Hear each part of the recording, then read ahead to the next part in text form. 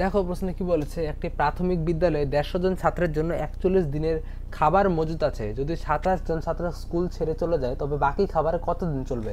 তো চলো কোশ্চেনটি সলভ করি। তো এখানে 150 জন ছাত্র বলেছে, তার মধ্যে কত দিনের খাবার মজুদ আছে? 41 দিনের।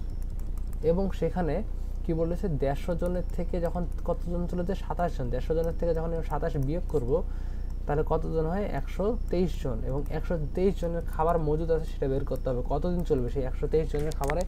ঠিক আছে, এখানে কেউ কিন্তু একটা জিনিস মনে রাখবি, এখানে কিন্তু কেউ যায়নি। যদি 150 জন কিছুদিন মানে কিছুদিন থেকেছে, থাকলে আরেক রকম বিষয় হতো, কিন্তু এখানে যদি থাকেনি, এটা মেনশন করেনি, তাই আমরা এরকম হিসাবে ধরবো। মানে 150 জনের 41 দিন চলে এবং 123 জনের দিন চলে।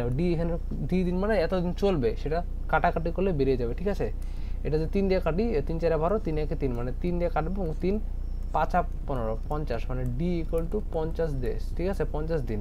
সি নাম্বার অপশনটি হবে এই প্রশ্নের correct answer. Okay, thanks for watching the video.